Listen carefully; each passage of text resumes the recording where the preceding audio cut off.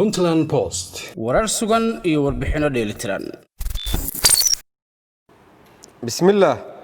maxkamadda darajada koowaad ee ciidamada qalabka sida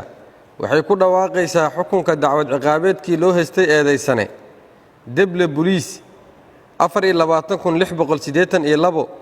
nuur daahir geedi ina caasiro maxamuud xuseen 29 jir ah ku dhashay gaalkacyo ka tirsan saldhigga booliiska Shangaani kaas oo xafiiska xeydhaalinta ciidamada qalabka sida ku soo eedeeyay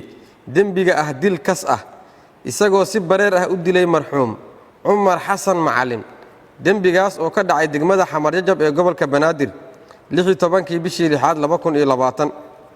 doodeer kadib maxkamaddu markay aragtay eedii uu soo gudbiyay xeeryaalaha guud ee ciidamada qalabka sida markii ay dhageysatay maxkamaddu qiraalka eedaysana nuur daahir geedi uu ka hor cadeeyay garsoorka hortiisa in isagoo sigaar ka iibsanayo marxuumka ay xabad ka dhacday qorigiisa sababtay geerida marxuum Umar Xasan Macalin markii ay dhageysatay maxkamaddu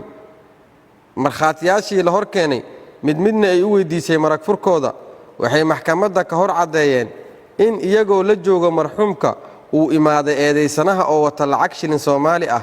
uuna u dhiibay marxuumka kadibna marxuumku uu ku dhahay lacagta way jeexan tahay eedaysanuhuna uu damcay in uu xoog wax looga iibiyo marxuumkuna uu ka diiday kadibna si xanaaq leh uu uga tagay eedaysanaha wuxuuna soo laabtay isagoo ku hubaysan qoray iyo boosh wuxuuna xoog ku qaatay baakad sigaar ah kadibna marxuumka ayaa ku dhahay ii dhig xoolahayga eedaysanahana wuxuu ugu jawaabay 2 xabadood oo mid ka mid ahay wajiga kaga dhacday marxuumka sidaasna uu goobta ugu geeriyooday markii ay aragtay maxkamaddu cadeemaha dambi muujinta ah ee la hor keenay oo ay ka mid ahaayeen cadeemaha laga qoray maragga qiraalka laga qoray eedaysanaha warqadda cadeynta dhimashada iyo sawirka marxuumka qorayga uu dilka ku geystay eedaysanaha markii ay dhageysatay maxkamaddu doodii u dhaxaysay dhinacyada kala ah xeeryaalaha guud ee ciidamada qalabka sida iyo qareennada difaacaya eedaysanaha sidaa darteed maxkamadda waxaa u cadaatay in eedaysane deble booliis 42682 nuur daahir geedi uu yahay dembiile galay dembiga lagu soo oogay waxayna maxkamaddu ku xukuntay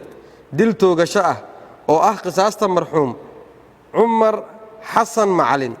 cidii aan ku qanacsanayn xukunka maxkamadda waxaa u furan racfaan wabillahi tawfiiq